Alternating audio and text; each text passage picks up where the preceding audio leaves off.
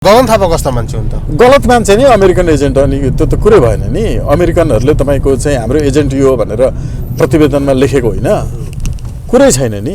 नेपाली काङ्ग्रेसमा गगन थापा र विश्व प्रकाशको आगमनले अब नेपालको राजनीतिमा बहार आउँछ भन्ने पनि विश्लेषण गरेर मिडियाले लेखे। होइन, बहार आउँछ नि। अब अमेरिकन एजेन्टहरूको अझ बढी धेरै चाहिँ तपाईँको सङ्ख्या बढ्छ, रोजगारी त्यसबाट बढ्छ र पुस्ता नयाँ भए पनि बुवासोको नयाँ पुस्ता बुवासै हुन्छ।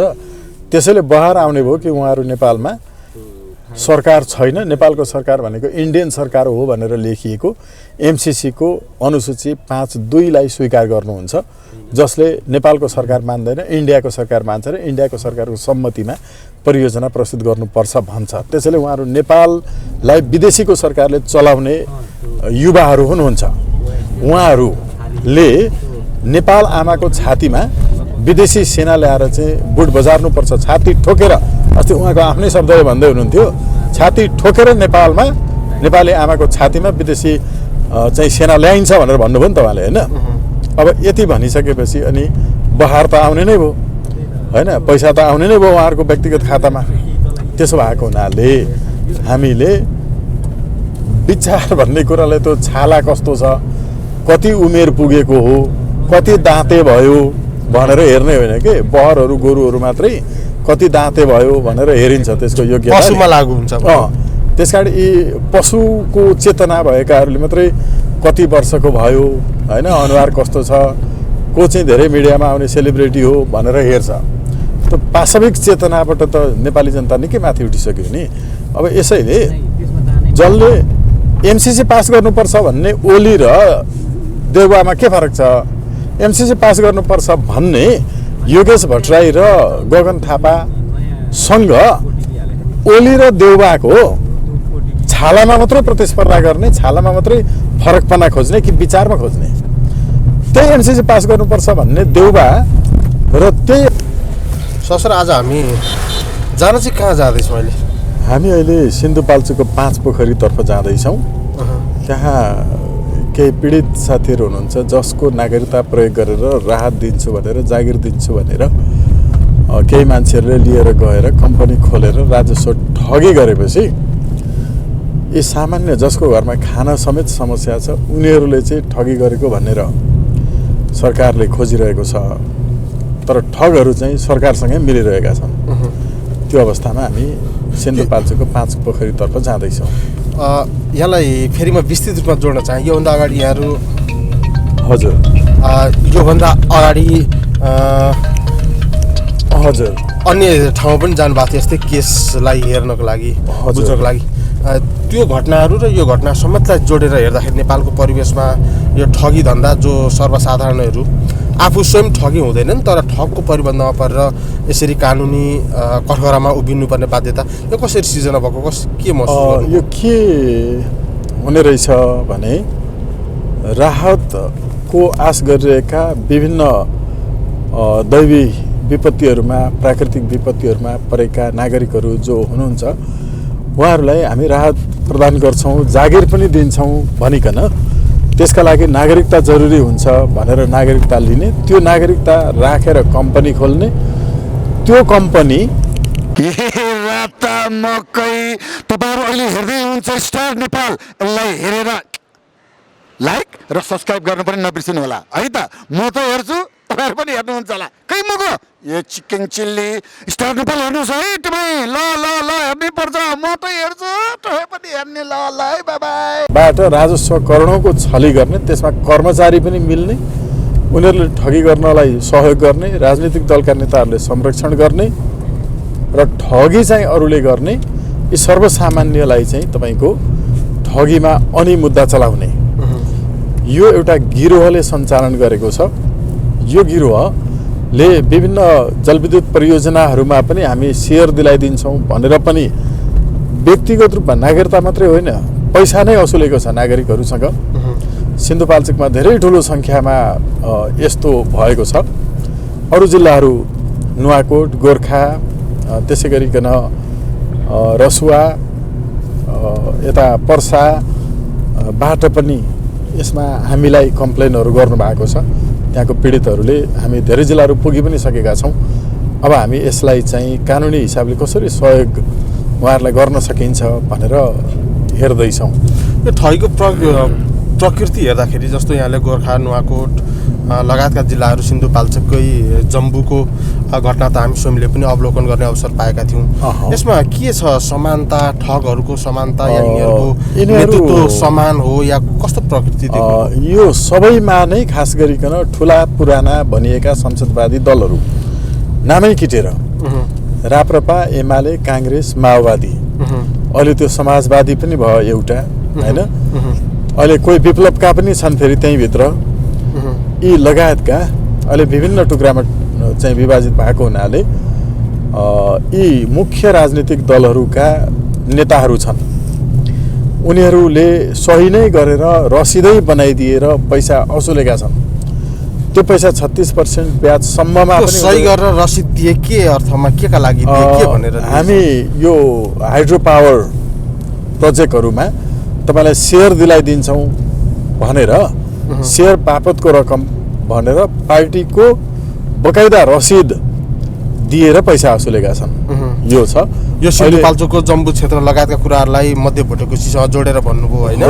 जस्तो यहाँले दैविक प्रकोपमा परेका नेपाली दाजुभाइहरू जो समस्यामा थिए, रातको पर्खाइमा थिए, त्यस्ताहरूको संवेदनालाई, दुःखलाई खेलेर केही स्वार्थ समूहले, ठग समूहले खेल्यो, धोका दिएर उनीहरूलाई फसाएको अवस्था छ जुन भन्नुभएको थियो। यो चाहिँ अलिकति विस्तृतमा प्रश्न पारिदिनुहोस् न। यो चाहिँ अहिले गर्नुभएको प्रश्नमा चाहिँ दोलखा पनि जोडिन्छ, नुवाकोट, पर्सा, गोर्खा र रसुवा पनि जोडिन्छ। त्यहाँ चाहिँ एउटा यो आपराधिक गिरोह छ जुन गिरोह राजस्व छली कसरी गर्न सकिन्छ भन्ने कुरामा विज्ञ छ। त्यसलाई दलहरूले सहयोग गरेका छन्। यो एउटै समूहले चाहिँ यी जिल्लाहरू सबै ठाउँमा पुगेर चाहिँ ठगी गर्ने काम गरेको छ। त्यो समूह नै एउटै छ। अहिले अब अनुसन्धानको क्रममा पनि रहिरहेको भएको हुनाले हाम्रो एउटा कर्तव्य पनि हुन्छ, होइन? हामीले चाहिँ उहाँहरूको नामैलाई उल्लेख गर्दाखेरि पक्राउ पर्ने सम्भावना भएकाहरू उम्किन सक्छन्, त्यो एउटा छ। तर यहाँकै च्यानलबाट पनि योभन्दा अगाडि त नामैसहित आएको छ, होइन? त्यसो भएको हुनाले त्यसलाई मैले नै दोहोऱ्याउनु ठिक हुँदैन। यहाँ आफ्नै च्यानलमा यहाँकै भोइस ओभरमा पनि ती नामहरू लिनुभएको छ यहाँले। त्यो भएको हुनाले एउटै समूहले काम गरिरहेको छ यसमा।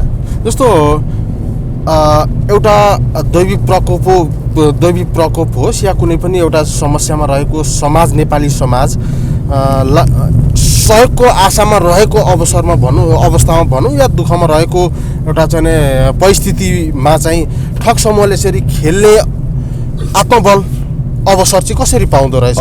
दललाई सोझै उनीहरूले ठगेको रकम उपलब्ध गराउँछन्। चुनाव लड्नका लागि खर्च उनीहरूले दिन्छन्। उनीहरूले नै ती दलहरूका स्थानीय तहका चाहिँ लठेतहरूलाई मोटरसाइकलमा तेल हालिदिन्छन्, मासु भात खुवाउँछन्। उनीहरूको चाहिँ कतिपय अवस्थामा खर्चहरू विभिन्न शीर्षकमा बेहोर छन्। यी कारणले ती दलहरूले यिनीहरूलाई संरक्षण दिन्छन्। चुनावमा प्रयोग गर्ने पनि यिनीहरूकै लठेतहरू हुन्। तर अबको स्थिति हिजोको जस्तो छैन। हिजो त यो अवस्थाको पहिचान पनि भएको थिएन। नागरिकले पनि अहिले चाहिँ अब समातेर कारबाही गर्न सक्ने स्थिति पनि छ र नागरिकमा सचेतना पनि बढेको छ र दलहरूको संरक्षण नै मुख्य कारण हो। उनीहरूको कारणले यी अपराधीहरूले, यी ठगहरूले आफ्नो ठगीको काम गर्नलाई चाहिँ सफल भइरहेछन्। तर अब चाहिँ यो अवस्था देखिँदैन। अब यसरी उठिसकेका छन् नागरिकहरू हामी पुगेका ठाउँहरूमा। उहाँहरू हिजोसम्म स्थानीय तहको आफ्नै पार्टीको नेताले भनेको कारणले, पैसा मागेको कारणले उनीहरूलाई चाहिँ आफ्नै मान्छे ठानेर हामीलाई पनि सहयोग गर्छ होला, नागरिकता लिएपछि हामीलाई पनि उनीहरूले राम्रै गर्न खोजेको होला भन्ने भ्रममा थिए। त्यो भ्रमबाट मुक्त बनेर आज अब हामीलाईसम्म कम्प्लेन गर्ने, कानुनी उपचार खोज्नु पर्यो, तपाईँहरूले सहयोग गर्नु पर्यो भन्न सक्ने स्थितिमा आइपुग्नु भयो नि त। हिजो त यो पनि सक्नुहुन्न थियो। त्यसो भएको हुनाले अब चाहिँ त्यस्तो अवस्था छैन हिजोको जस्तो। यस्तै यति भन्दै गर्दाखेरि भूकम्पको समय यी पीडित व्यक्तिहरूलाई रातको पाहनामा यिनीहरूको कागजात नागरिकता लगायतका फोटोसहितका कुरा विवरणहरू यी ठग समूहले लिए। त्यसरी लिएर नयाँ कम्पनी खोले, बैङ्क खाता खोले र त्यसबाट धन्दा सुरु गरेर अन्ततगत यी सर्वसाधारणलाई फसाए, कानुनको नजरमा यिनीहरूलाई अपराधी करार गराए। यो सम्भव चाहिँ कसरी हुन्छ? यो जस्तो उपस्थित नभइकन, स्वयं व्यक्ति उपस्थित नभइकन शनाखत बिना त कुनै पनि न कम्पनी खडा हुन सक्छ, न तपाईँको बैङ्क खाता खोल्न सकिन्छ, होइन, लगायतका कुराहरू छन् नि। अब कसरी सम्भव हुन्छ त? अघि मैले भनेको थिएँ नि, राजनीतिक दलका नेताहरू, प्रहरी प्रशासन र कर्मचारी, कम्पनी रजिस्ट्रारको कर्मचारी नमिलिकन यो कम्पनी दर्ता भएर यसले लोन पाएको छैन, यसले राजस्व छली गर्न सफल भएको छैन। फेरि म तपाईँलाई सुरुदेखि मैले उ गर्न चाहेँ, जस्तो कम्पनी नै खोल्नु पर्दाखेरि सुरुमा हामी कम्पनी खोल्दैछौँ भनेर कुनै कानुनी परामर्शदाता संस्था या व्यक्तिकोमा जानुपर्ने हुन्छ, उसको राय सुझाव लिइन्छ, प्रबन्ध पत्र, नियमावली पत्र लगायतका विवरणहरू बन्छन्, होइन। अनि तपाईँको नाम जुराइन्छ, कम्पनी रजिस्ट्रार कार्यालयले शनाखत नभइकन तपाईँको कम्पनी दर्ताको प्रमाणपत्र दिँदैन, स्वयं व्यक्तिलाई मात्रै दिन्छ। यो सबै कुरा त सम्भव कसरी हुन्छ भन्न खोजेँ। अब हेर्नु है त, सम्भव चाहिँ सोझै कर्मचारीले पैसा लिन्छ, उसले त्यो नमिलेको कुरालाई अप्रुभ गरिदिन्छ। कम्पनी दर्ता गर्न के हुन्छ भने सबभन्दा पहिला एउटा इमेल आइडी हुनुपर्छ, दर्ता गराउनु पर्यो। हो, कुन कम्प्युटरबाट दर्ता गराइयो? हो, त्यो इमेल आइडीमा फोन नम्बर पनि प्रयोग भएको हुन्छ, भेरिफिकेसन। हो, भेरिफिकेसनका लागि त्यो कुन फोन नम्बर प्रयोग भएर कुन इन्टरनेट प्रयोग गरिएको छ, त्यसको चाहिँ आइएसपी कुन हो, होइन, यी सबै कुराहरू एकदम प्रष्ट छ। तपाईँको कर्मचारी कम्पनी रजिस्ट्रारको नमिलिकन यो सम्भवै छैन, कारण उनीहरू नै हो। अहिले हामी जान चाहिँ कहाँ जान्छौँ सवाल सर ठ्याक्कै? अहिले हामी यही पीडितहरू भएको ठाउँ 5 पोखरी सिन्धुपाल्चोकको त्यो ठाउँमा पुग्छौँ। साथीहरू त्यहाँ हुनुहुन्छ, केही साथीहरू, सबै चाहिँ फेरि डरले पनि बोल्न नसक्ने स्थिति छ है। अहिले यो अवस्था अरू ठाउँमा पनि थियो, यहाँ पनि छ।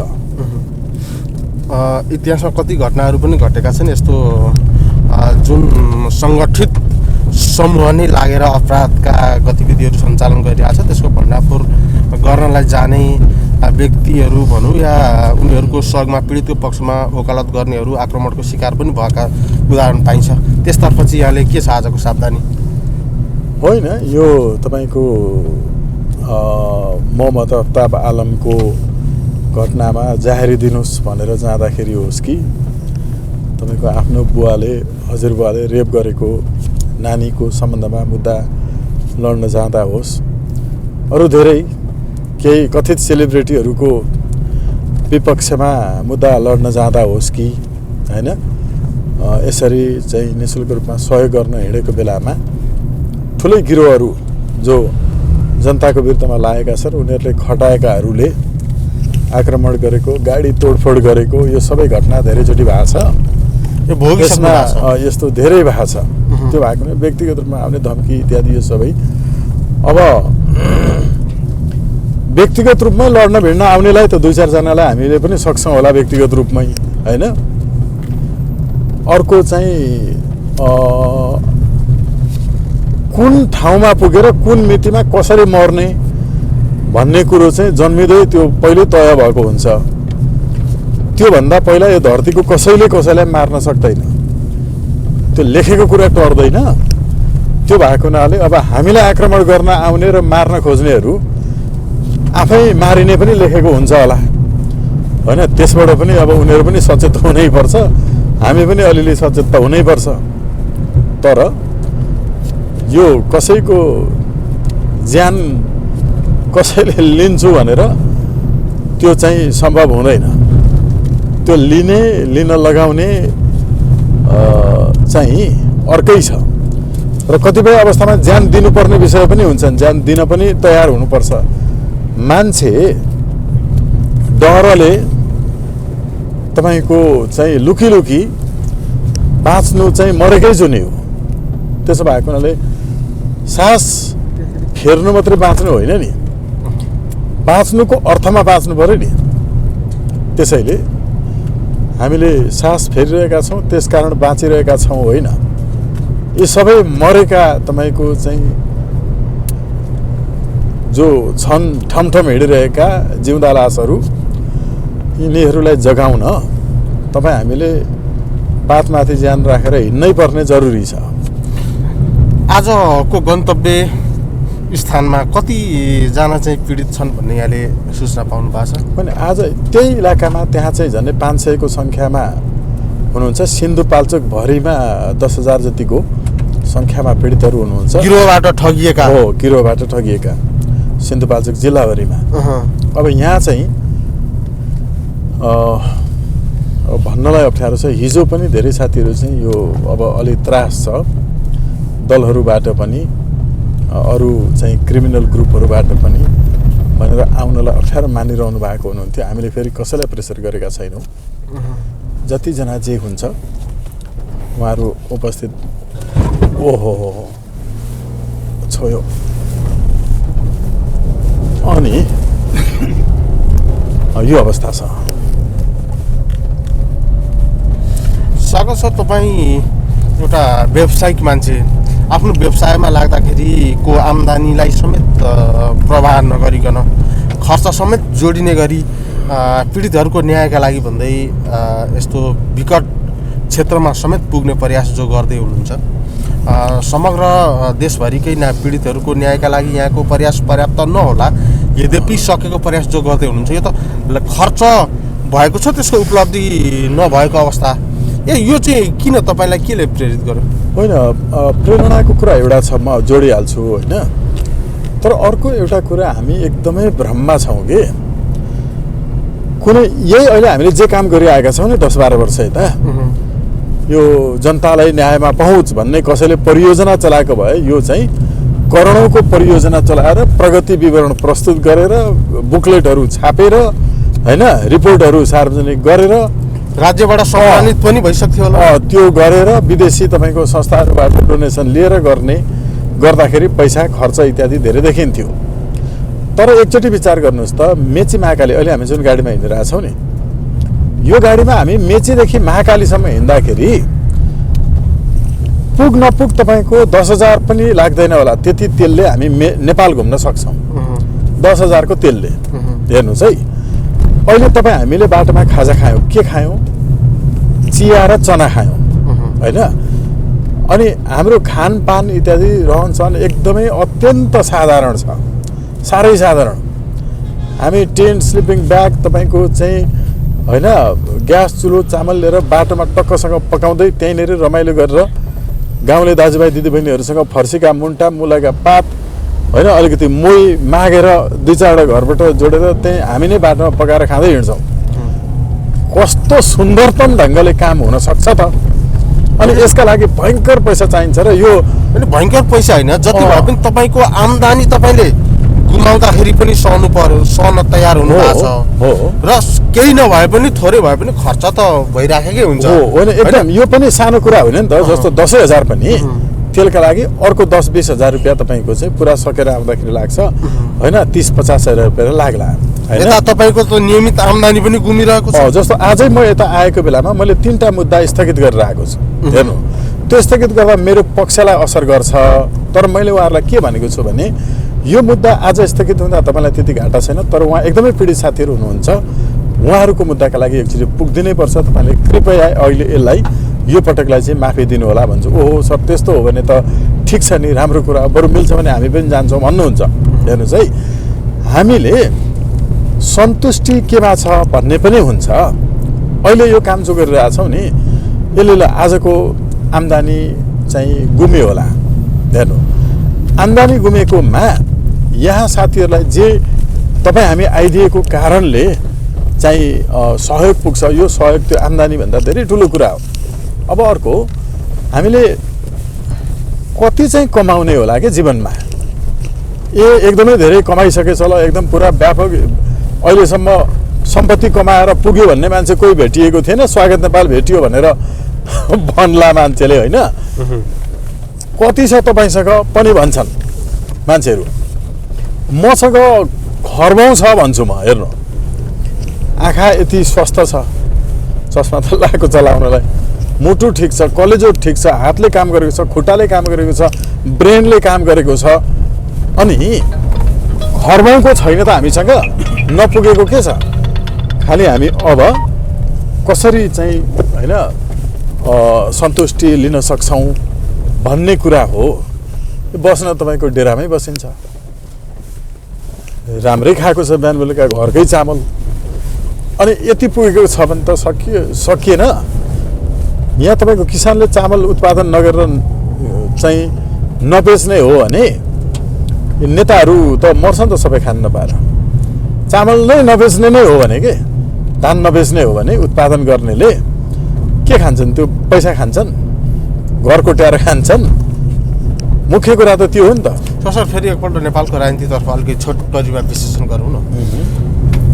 राष्ट्रघाती एमसिसी भन्छन् नेपाली जनताले, त्यही एमसिसी अनुमोदन गर्न हामीले नै मान्दै आएका राजनीतिक पार्टीहरूले मर्यादा गर्दै आएका छन् होइन। भ्रष्टाचार निवारण गर्ने भनेर राज्यमा संवैधानिक आयोगदेखि लिएर विभिन्न निकायहरूको स्थापना भएको छ, त्यहाँ अरबौँ खर्च भएको छ भ्रष्टाचार निवारणकै लागि। त्यो पनि पुरा भएको छैन। विकासका आयोजनाहरू निर्माण गर्ने र त्यसको सुपरिवेशन गर्ने भनेर जिम्मेवारी दिएर खोलिएका निकायहरूले पनि आफ्नो जवाफदेहिता पुरा गरेका छैनन्। यो लथालिङ्ग अवस्थालाई चाहिँ यहाँले कसरी विश्लेषण गर्नुभएको छ? यो एमसिसीको पक्षमा दलहरू उभिने त अब उनीहरूकै एजेन्टहरू हुन्, उभि नै हाल्छन् होइन। प्रमाणितै छ होइन भनेर उनीहरूको एजेन्ट हामीले जिताएका व्यक्तिहरू विदेशी एजेन्ट हुन्छन् भनेदेखि अनि हामीले जिताएकै व्यक्तिहरू फेरि त्यस्ता एजेन्ट हुने ठाउँमा कसरी पुग्छन्? यो सम्भावना सम्भव कसरी हुन्छ? होइन, यस्तो छ नि, हामीले बहुमत दिएर जिताएको हो र। यो त छलछामबाट हो नि, यो व्यवस्थै छलछामको व्यवस्था हो। तपाईँले एउटै पनि त्यस्तो उम्मेदवार देखाइदिनुहोस् जसलाई त्यहाँका 51% जनताले विश्वास गरे। हामीले प्रधानमन्त्री केपी शर्मा क्या शेरबहादुर देउवालाई हामीले नमान्ने होइन, मान्न पर्ने के जरुरी छ? जबकि उहाँ वा केपी ओली नै पनि त्यो निर्वाचन क्षेत्रमा उहाँलाई भोट नहालेको मान्छे पो बहुमत छ त। उहाँलाई भोट नहाल्ने मान्छेको सङ्ख्या पो बहुमतमा छ त। अनि त्यो क्षेत्रको उहाँले कसरी प्रतिनिधित्व गर्न सक्नुहुन्छ? हो, यसैले भनेको यो छलछामको संविधान बनायो। संविधानमा बहुमत ल्याउनुपर्छ जित्नलाई भनेर लेखेकै छैन त। संविधानमा त बहुमतको नाममा अल्पमतले शासन गर्ने, त्यसैले बहुमत ल्याउने होइन, पहिलो हुने चाहिँ निर्वाचित हुने भनेर लेखिएको छ नि त। यसलाई लोकतन्त्र भनेर झुक्यायो नि त। त्यसैले अघि भन्नुभएको यो कसरी सम्भव छ? हो, त्यही सम्भव बनाउन बहुमत नल्याउने चाहिँ ढुङ्गामुढा गुन्डागर्दी गर्ने, अलिकति तपाईँको चाहिँ दुष्प्रभावित गर्न सक्ने त्यो नकारात्मक क्षमता भएको मान्छे चाहिँ चुनिएको नाममा छलछाम गरेर म तिम्रो प्रतिनिधि हुँ भनेर आउन सक्ने व्यवस्था संविधानमा राम्रोसँग बनाइएको छ। हेर्नु, यसैले हामीले अहिले छानिकन विदेशीहरूको पैसा प्रयोग गरेर ढुङ्गामुढा गुन्डागर्दी गरेर विदेशीहरूले हाम्रा एजेन्टहरू हुन् है यिनीहरू भनेर प्रतिवेदन सार्वजनिक गर्दा नामै तोकेका मान्छेहरू नै सांसद बन्ने, पार्टी सभापति बन्ने, अनि उनीहरू नै यो छलछामपूर्ण व्यवस्थाबाट संसदमा पुग्ने, यो प्रबन्ध नै यसरी मिलाएका छौँ त संविधानमा। अनि हो यो कुरा मान्छेलाई एकचोटि मात्रै बुझाइदिने हो भने नि एकदमै प्रष्ट भइहाल्छन् कि तपाईँको क्षेत्रबाट उठेको भनेको मान्छे जसले बहुमत ल्याएर जित्यो भनिएको छ, त्यो मान्छेलाई भोट नहाल्नेको सङ्ख्या चाहिँ 51% भन्दा बढी छ। त्यसैले यो त छलछाम गरेर पो गएछ त जितेको भनेर बुझाइदिउँ त। पर्सेन्टको हिसाबले गर्नु पर्दाखेरि त सरदार 1 करोड मतदाता भएको देशमा 10,000 20,000 मत ल्याएर जित्नेहरूको त प्रतिशतमै हिसाब गर्दा त कति 1% त पुग्दैन नि, पुग्दैन। अनि यो बहुमत हुन्छ त? यो प्रजा जहाँ बहुमत हुँदैन, 51% हुँदैन, त्यो प्रजातन्त्र हुन्छ त? गणितलाई त मान्नु पर्यो होला नि। गणितले त यो प्रजातन्त्र होइन भन्छ त, होइन र? अब सरको नजरमा नेपालका निकायहरू त्यो संवैधानिक निकाय होस् या कार्यपालिकाको जुनसुकै निकाय र राजनीतिज्ञहरू सबैलाई हेर्दाखेरि साँच्चै इमान्दार त्यस्तो कोही राजनीतिज्ञ र त्यस्तो निकाय जो सक्षम छ आफ्नो जिम्मेवारीमा त्यस्तो देख्नुहुन्छ? व्यक्तिगत रूपमा त म भन्दिनँ। हेर्नुहोस् है, विचार चाहिँ यो लोकतन्त्र वास्तवमा उन्नत हुनुपर्छ जसले भन्दैन नि, त्यो व्यक्ति जतिसुकै राम्रो व्यक्तिगत चरित्र होस् त्यो नराम्रो मान्छे हो। गगन थापा कस्ता मान्छे हुन् त? गलत मान्छे नि, अमेरिकन एजेन्ट अनि त्यो त कुरै भएन नि। अमेरिकनहरूले तपाईँको चाहिँ हाम्रो एजेन्ट यो भनेर प्रतिवेदनमा लेखेको होइन, कुरै छैन नि।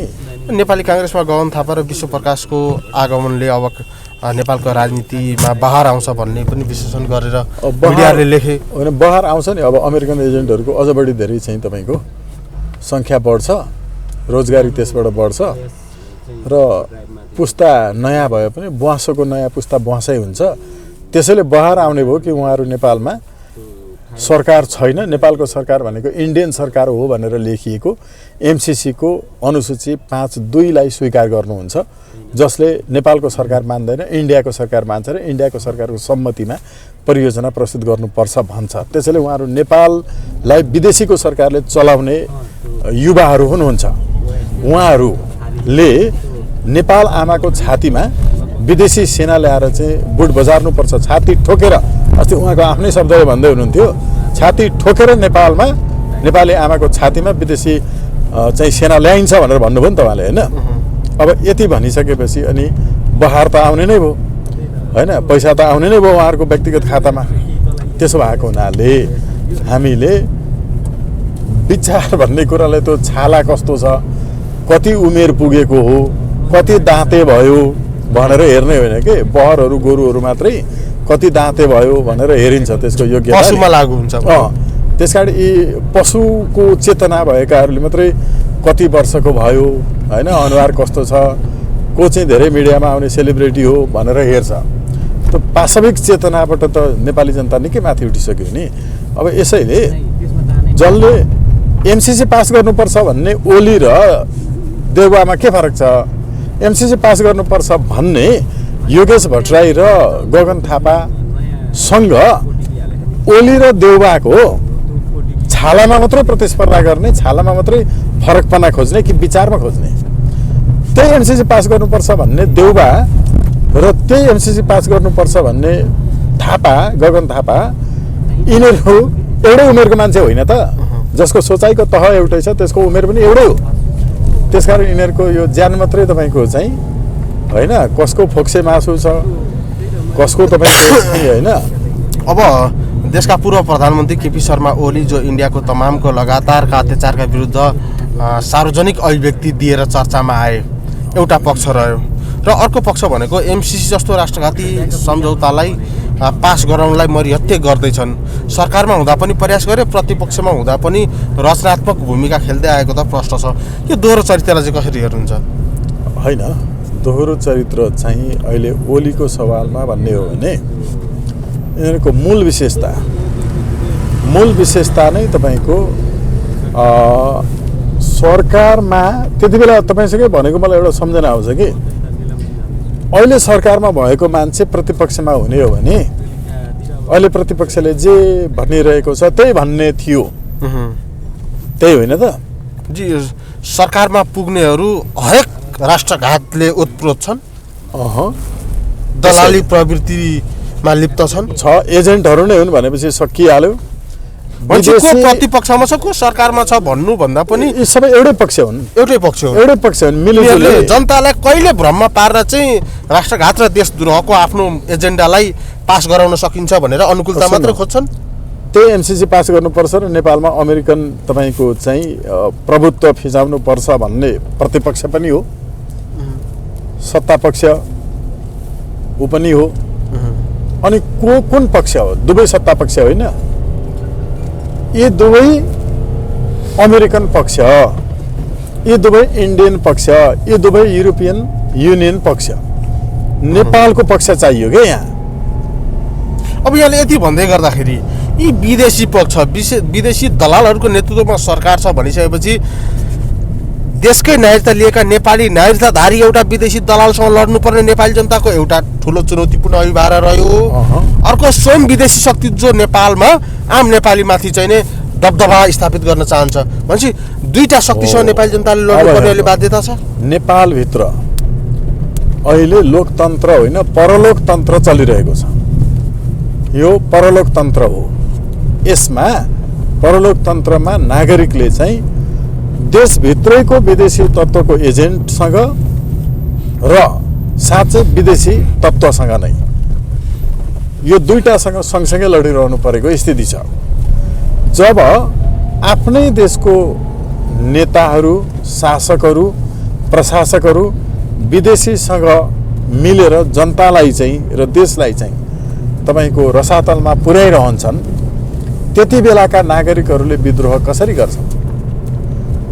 आफ्नो देशको शासक पनि विदेशीसँग मिलेपछि उसले एकैचोटि विदेशीसँग यसरी लड्छ। त्यो लड्दाखेरि अन्तर्राष्ट्रिय शक्ति सन्तुलनमा पनि परिवर्तन आउँछ। जस्तो कि ट्विन टावरमा भएको एट्याक, त्यो के थियो? आफ्नो देशको शासक पनि विदेशीसँग मिलेको थियो। आफ्नै देशको शासक मान्दैन, विदेशी त विदेशी भइहाल्यो। त्यसकारण विदेशीलाई ठेगान लगाउन त्यति बेला एकैचोटि नागरिकको तहबाट विदेशी माथि आक्रमण हुन्छ। आफ्नो देशको सरकारको सहमति चाहिँदैन, आफ्नो देशको सरकारको निर्णय चाहिँदैन, नागरिकको तहबाट आक्रमण हुन्छ। हेर्नुहोस्, र अहिले विश्वमा भइरहेको पछिल्लो अभ्यास भनेको शक्ति राष्ट्र भनिएकाहरू तपाईँले त ट्विन टावर आक्रमण त पीडित नागरिकहरूको त्यो नागरिकको तर्फबाट पीडाको अभिव्यक्ति थियो। पीडाको अभिव्यक्ति आफ्नै देशको सरकार विदेशीसँग मिलेपछि नागरिकले सरकारभन्दा अगाडि बढेर तपाईँको कारवाही गर्छन्। हो, त्यो स्थिति अहिले नेपालमा तयार भएको छ। अब तपाईँ स्वागत नेपाल अब भाग्यवश भनौँ या परिस्थितिवश तपाईँ दार्चुला जिल्लाको त रहनु भएन, यद्यपि नेपाली नागरिक त हो नि, घटनासँग पनि अभ्यस्त हुनुहुन्छ। हामी दार्चुला पनि पुग्यौँ। हाम्रो तर्फबाट त्यहाँ नै चाहिँ आमाबाट अनसन बसिएको थियो होइन। अनसन बसेको साथी को ज्यान चाहिँ जोखिममा परेपछि होइन, हिम पहिरोहरू जान थालेपछि हामीले त्यहाँबाट हेलिकप्टरबाट उद्धार गरेर ल्यायौँ होइन। त्यति बेला चाहिँ हाम्रो धेरै चाहिँ पत्रकार साथीहरू पनि पुग्नु भएको थियो। लगभग वर्षमा एकचोटि जसो हामी पुगिरहेकै हुन्छौँ होइन। मैले जोड्न चाहेको, हजुर, इन्डियन पक्षले बारम्बार आक्रमण गरिरहेको छ त्यो क्षेत्रमा। मनलाग्दी तपाईँले जसरी सडक निर्माण लगायतका उसका सैन्य गतिविधि सञ्चालन गर्दै आएको छ होइन, त्यहाँका नागरिकहरूलाई हत्या गर्दै आएको छ, मार्दै आएको छ, बलात्कार लगायतका घटनाहरू अनगिन्ती छन्। त्यो विदेशी एउटा राष्ट्रले गरेको अत्याचार विरुद्ध नेपाली जनताको अभिव्यक्तिमा सरकारले नेतृत्व गरेर न्यायका लागि कार्य अगाडि बढाउनु पर्नेमा सरकार समेत मत्यार भएर ती पीडित आफ्नै नेपाली नागरिकको पीडामा थप पीडा दिने र आक्रमण गर्ने पीडक पक्ष इन्डियन पक्षकै पक्षमा वकालत गर्ने जो रवैया देखियो, यसलाई आम नेपाली नागरिकको नजरबाट कसरी विश्लेषण गर्न सकिन्छ? एउटा पीडाको अभिव्यक्ति भनौँ या यथार्थ परिस्थिति परिघटनाको विश्लेषण? अहिले हेर्नु न, त्यति बेला सीमा अतिक्रमणको विरुद्धमा हामीले गरेको प्रदर्शन र अरू केही चाहिँ आक्रामक खालका कार्यक्रमहरू गर्दाखेरि हामीलाई मुद्दा चलाउने सरकार अहिले प्रतिपक्षमा छ र यही सरकारले पनि चलाएका मुद्दाहरूमा हामी अहिले पनि तारिख खेपिरहेका छौँ।